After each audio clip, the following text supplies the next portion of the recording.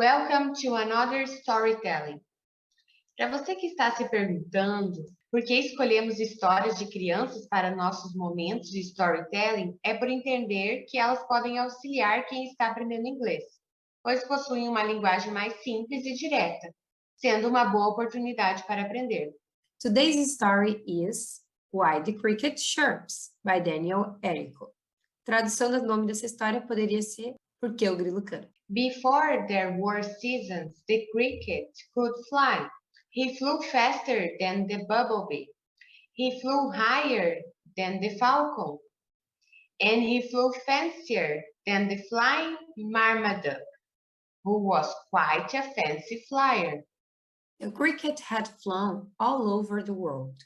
He flew to the east, then he flew to the west, and then he flew to the south, but he had never flown north.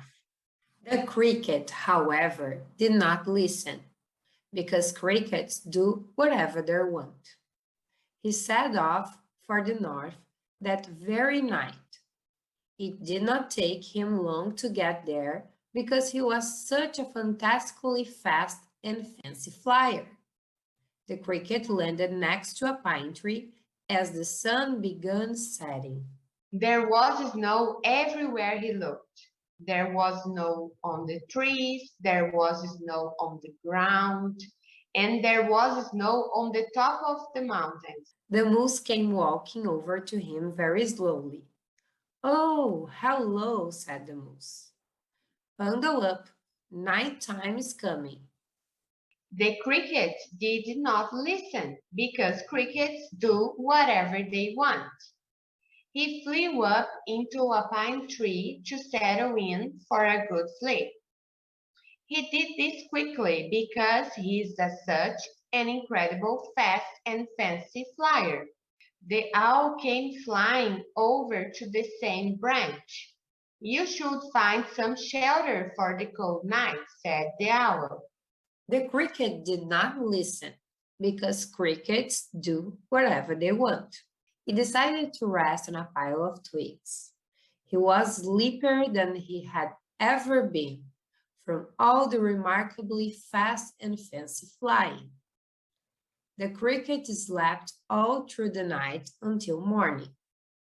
When he woke up, he was ready to go home and tell the ant about his trip. He hopped high in the air to start flying, but he couldn't. Instead, he fell right back into the snow. He hopped again, even higher this time, but his wings would not work. They had frozen solid during the cold night. He tried to warm them up by rubbing them together, but it was no use. The cricket had to hop all the way home. It took him days and days to return. By the time he got back, his wings had almost become unfrozen. When he rubbed them together this time, they made a sharping noise that no one in the forest had ever heard before. And every time he rubbed his wings together, they chirped a little bit louder and got a little less frozen. Even though the cricket's wings were no longer frozen, he still could not fly. And ever since then, the cricket stays on the ground like his friend the ant and hops from place to place. And now the cricket is the fastest and the fanciest hopper there is. At nighttime, you can hear him chirping from rubbing his wings together to keep warm. But he's doing much more than just that. The cricket is telling you how warm or cold it is by chirping.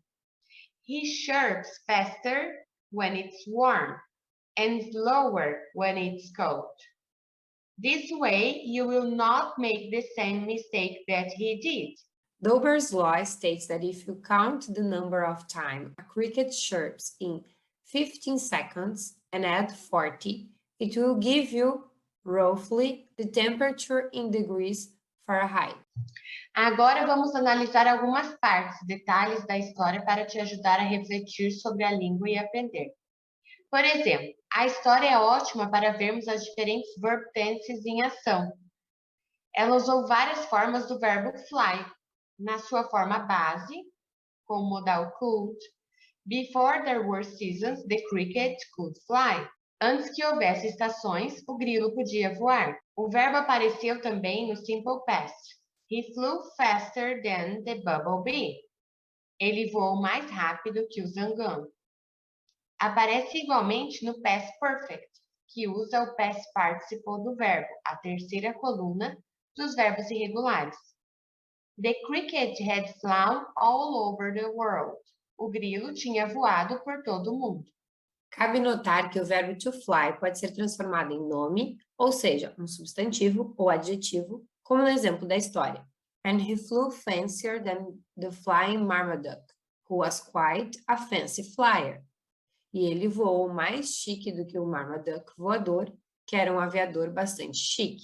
Não podemos deixar de comentar que o tempo verbal simple past aparece muito nessa história, justamente por estar narrando eventos que acontecem no passado. Veja nas frases. The ant tried to warn him that he should not try. A formiga tentou alertar que ele não deveria tentar. The cricket landed next to a pine tree as the sun began setting. O grilo pousou perto de uma pinha assim que o sol começou a se pôr. There was snow everywhere he looked. Tinha neve por todo lugar que ele olhava. Em relação ao léxico da língua, a história também menciona os pontos cardeais. São eles: North, norte, South, sul, West, oeste, East, leste. Além do cricket, a história fala de outros personagens. Ant, formiga, bumblebee, zangão, falcon, falcão, moose, alce, owl, coruja. Ah, e aquela frase que se repetiu várias vezes. The cricket did not listen because crickets do whatever they want. Você entendeu? O grilo não ouviu porque os grilos fazem o que querem.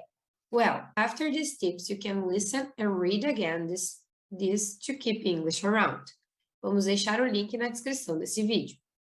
See you on the next video!